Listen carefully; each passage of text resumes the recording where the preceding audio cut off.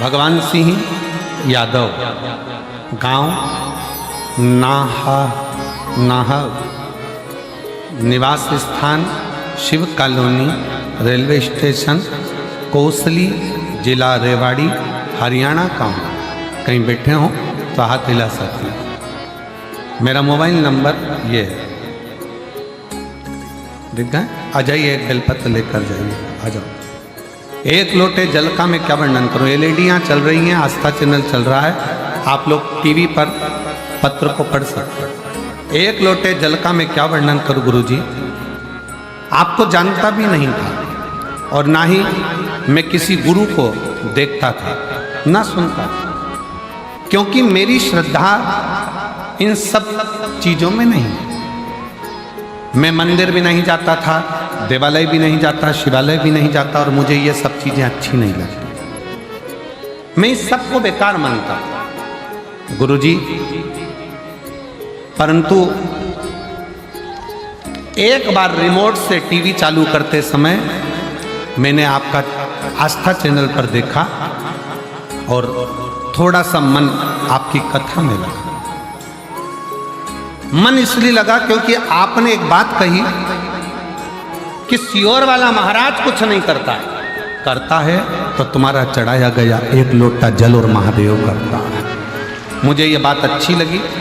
फिर मैं मन में सोचा कि मुझे इतनी बड़ी बीमारी है, सारे डॉक्टर हार चुके हैं, और 2012 से मुझे ये बीमारी लगी है कि मेरे पूरे शरीर में सोरायसिस की बीमारी हो गई। साथ में मेरे हाथ और पाँव से पीप निकलता, खून निकलता और टपकता। इतनी भयंकर बीमारी थी कि लोग मुझसे दूरियां बना, हथेली, खून टपकता रहता, मावाद टपकता रहता, सब ने दूरियां बना, और पीप बनता, खून टपकता, धीरे धीरे बीमारी फैलती चली गई। हर जगह इलाज करवाया, दिल्ली में एम्स के हॉस्पिटल में, गंगा राम अस्पताल में, रामदेव बाबा के आश्रम में, देहरादून, अंत में बेस अस्पताल दिल्ली कैंट में भी 4 इंजेक्शन लगाए, जिनकी कीमत 16 लाख थी। कितनी कीमत थी? 16 लाख। 4 इंजेक्शन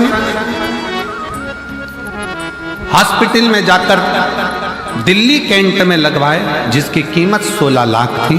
फिर भी मुझे आराम नहीं लगा, और हाथों में से, शरीर में से वैसा की वैसे ही पीप और रक्त निकलता। फिर एक दिन कथा ने मुझे बल दिया और आपने कहा, शिव जी के मंदिर में अगर एक लोटा जल चढ़ाते हो और वो जल का पान करते हो और एक बेलपत्री अगर खाते हो तो उसका फल मिलेगा। तब बाबा पर भरोसा कर कर मैंने बेलपत्री चढ़ाना और जल चढ़ाना चालू करा। आज मेरे बाबा की ऐसी कृपा हुई गुरुदेव, जो 16 लाख का इंजेक्शन काम नहीं करा, आज बाबा की कृपा से खून निकलना बंद हुआ, सोरायसिस की बीमारी समाप्त हुई और मेरे शरीर से पीप निकलना बंद हुआ। आज मैं पूर्ण स्वस्थ हूँ। अब गुरुजी, मैं जब भी बाहर जाता हूँ, बाजार जाता हूँ, घर से निकलता हूँ, सबसे पहला काम करता हूँ, भोजन करने से पहले, नाश्ता करने से पहले एक लोटा जल देव अधिदेव महादेव को जरूर चढ़ाता हूँ। मैं बाबा को यहाँ नमन करने आया हूँ। गुरुजी, मैंने शरीर ठीक होने के बाद में कथा 5 पंडाल में सुनने का नियम लिया था।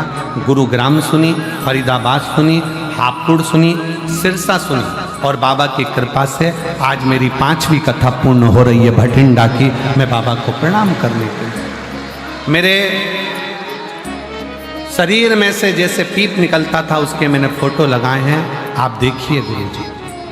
हाथों में से, शरीर में से जो पीप और खून निकलता रहता था, आप लोग आस्था चैनल के माध्यम से वो फोटो टीवी पर देख रहे होंगे, जिसके माध्यम से शरीर में से लगातार